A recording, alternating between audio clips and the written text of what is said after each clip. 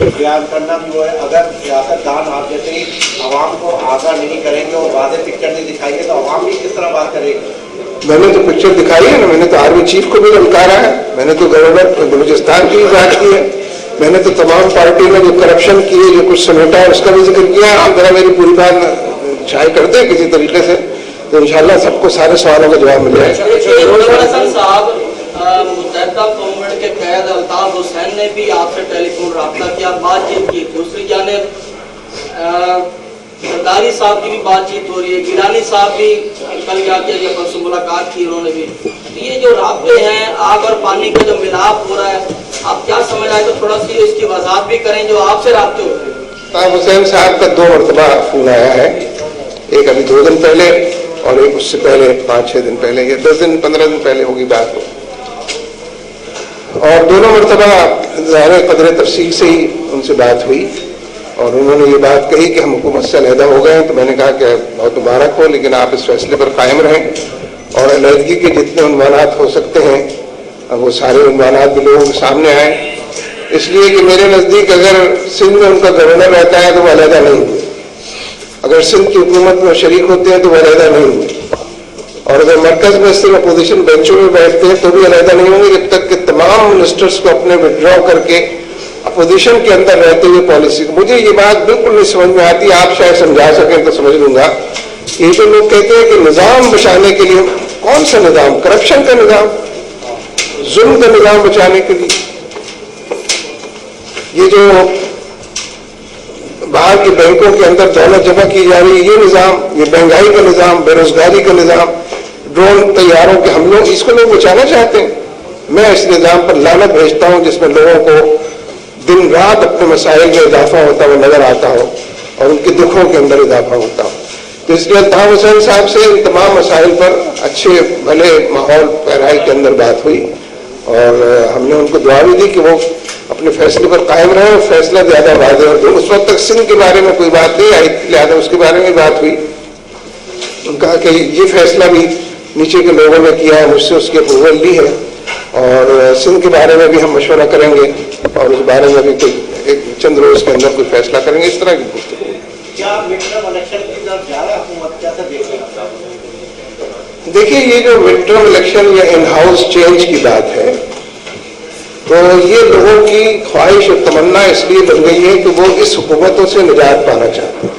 لیکن میں عوام کو یہ بتانا چاہتا ہوں کہ ان ہاؤس تبدیلی کریں گے تو انہیں چوہوں سے راستہ پڑے گا آپ کو, اور اگر مڈ ٹرم الیکشن کی بات کریں گے تو اس وقت مفید ہو سکتا ہے الیکشن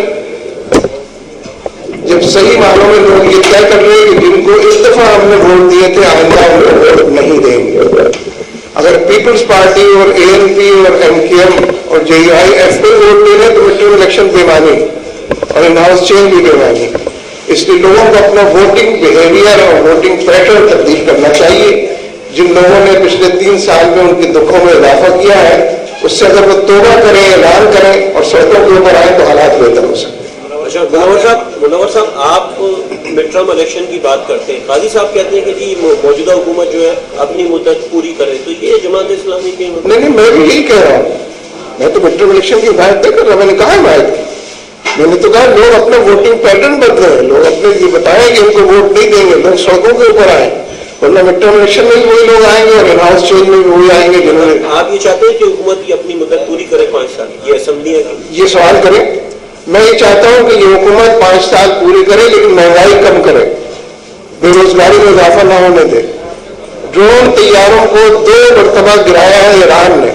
ہم نے ابھی قبائلی جرگہ کیا تھا, سارے لوگ یہ کہتے تھے کہ ہم میں یہ صلاحیت موجود ہے کہ ہم ڈرون طیارے گرا سکتے ہیں, لیکن جنرل کیانی صاحب ہم سے ریکویسٹ کر رہے ہیں. تو اس لیے اگر یہ حکومت کر رہی ہونے تو بھلے شریفوں کی طرح پاکستانیوں کی طرح حکومت کریں اور پاکستانیوں کے مسائل میں اضافہ نہ کریں.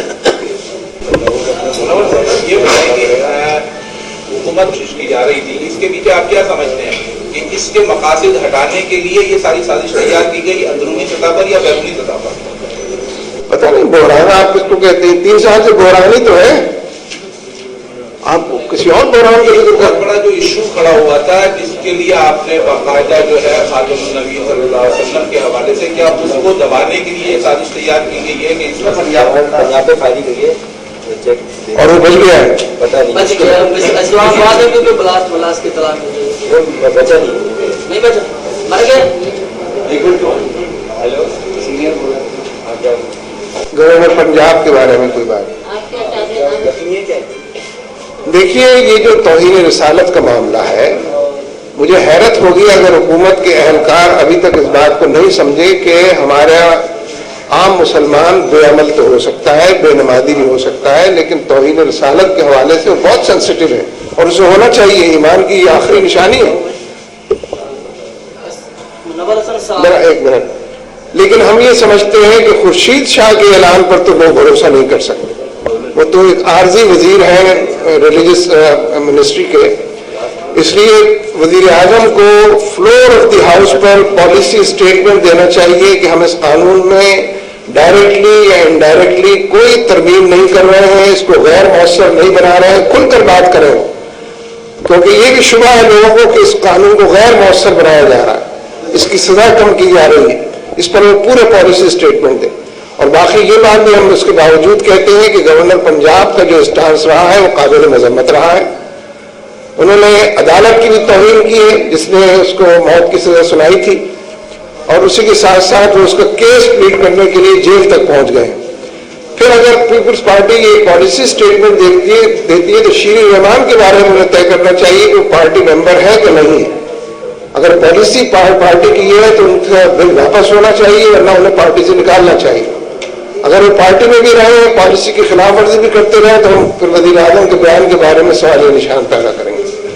نواز شریف نے یہ بات کہی ہے کہ وہ حکومت کے خلاف کسی ان دونوں کی جانب سے جو اقدامات اٹھائے جا رہے ہیں اس کا حصہ نہیں بنیں گے بلکہ ان کو سپورٹ کریں گے. اس پر کیا کہیں؟ نواز شریف اپنی باری کے انتظار میں، دونوں کے آقا ایک ہی ہیں، پیپلز پارٹی کے بھی اور نواز شریف کے بھی.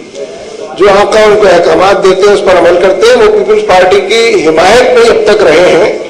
جتنی کالی پالیسیاں پیپلز پارٹی نے اپنائی ہیں نواز شریف برابر کے شریک ہیں. وہ رائے ونڈ سے بیٹھ کر اپوزیشن کا کردار ادا کرنا چاہتے ہیں. حالانکہ لاہور کے لوگ تو زیادہ اس بات کو جانتے ہیں کہ جسے اپوزیشن کرنی ہے اسے ریگل چوک پر آنا پڑتا ہے، اسے مال روڈ پر آنا پڑتا ہے، اسے لاٹھیاں کھانی پڑتی ہیں، اسے جیل جانا پڑتا ہے. جو آدمی یہ کام نہ کرے وہ مصنوعی اپوزیشن ہے، دکھاوے کی اپوزیشن ہے، کاسمیٹک قسم کی. اس کا کوئی تعلق اپوزیشن سے نہیں. بہت شکریہ.